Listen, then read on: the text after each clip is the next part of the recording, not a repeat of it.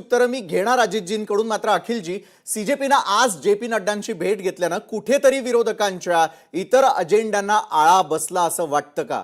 कारण वंदे मातरम काय किंवा राम मंदिर कथित गैरव्यवहार प्रकरण काय, सगळंच बाजूला सारलं गेलं का आजच्या या आंदोलनामुळे? काय आज जरी सीजेपीच्या 2 प्रतिनिधींना कोणते नड्डा साहेब भेटले, परंतु त्यांनी जे काही 3 मागण्या केल्या त्याच्यावरती आम्ही तुम्हाला कळवू, आपल्याला काय आलंय का कळवलं म्हणून? काहीच कळवलेलं नाही. पण त्याच्यानंतर ते परत बोलले की ह्यांनी ते आंदोलन मागे घ्यावं. बरं, त्यांची सिंपल मागणी होती की सोनम वांगचुक जी हे कुठे आहेत, त्या ताब्यात आहेत त्या हॉस्पिटलमध्ये.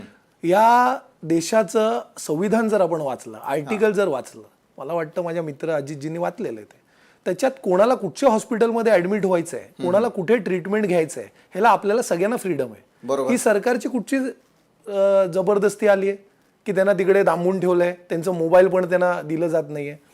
दुसऱ्या महत्वाच्या मुद्द्यावरती येतो. आता बोलताना चर्चेच्या दरम्यान अजितजी असं बोलले की प्रधानमंत्री लायक आहेत मोदी साहेब. आता मी जनतेवर आणि बाकी सगळ्यांवर ठेवतो, फक्त इतकंच सांगतो, 2014चं मोदी साहेबांचं स्टेटमेंट आहे, मी पाहिजे तर शेअर करेन अजितजींबरोबर. जिस देश का रुपया गिरता है उस देश का प्रधानमंत्री ये निकम्मा होता है. आता हे कोण बोललंय हे बघा, माझ्याकडे आहे, मला माहिती होतं आहे ना. जिस देश का रुपया गिरता है उस देश का प्रधानमंत्री गिरा हुआ होता है. तर आता ते लायक आहेत की गिरे हुए आहेत हे आपण पाहू. आता मला एक फक्त सांगा, ब्रिटिशच्या काळात पण महात्मा गांधी असतील, अनेक, आता RSSचं त्याचं काय उदाहरण नाहीये, पण आता ते सुदैवाने किंवा म्हणा आता यांच्या दुर्दैवाने म्हणा, पण काँग्रेसच्या सगळ्या नेत्यांचं आहे की ते उपोषणाला बसले.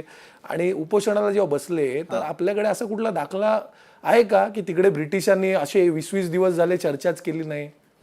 ब्रिटिशांनी पण चर्चा केली.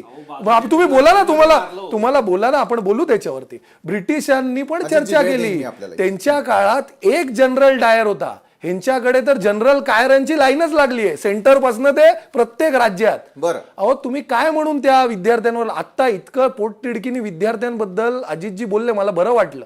मला वाटलं त्यांच्या अंतरात्मेला काहीतरी त्यांना हाक दिली, परंतु त्याच विद्यार्थ्यांना ते शांतपणे प्रोटेस्ट करत असताना लाठीचार्ज करण्यात येतो, त्यांना ओढून ताणून घसटून गाडीत बसवलं जात आहे. महाराष्ट्रात पण आज घडलं, दादरला, माहीमला. काय ते असं करत होते?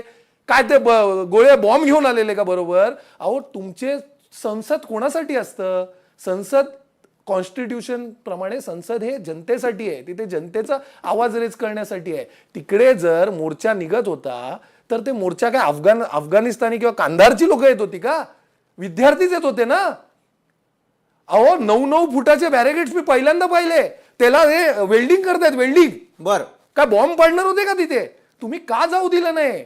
आणि हिंदुत्व बाळासाहेबांचे विचार हे सगळं मांडत असताना बाळासाहेबांचा पण एक व्हिडिओ देतो की आम्ही जेव्हा सत्तेत असू ना आणि मोर्चा निघाला तर मी आदेश दिलेत की सीएम असेल किंवा कोणी असेल त्यांनी त्या मोर्चाला सामोरं जाऊन उत्तर द्यावं, त्यांच्यावर लाठीचार्ज करू नये, दंडेलशाही करू नये.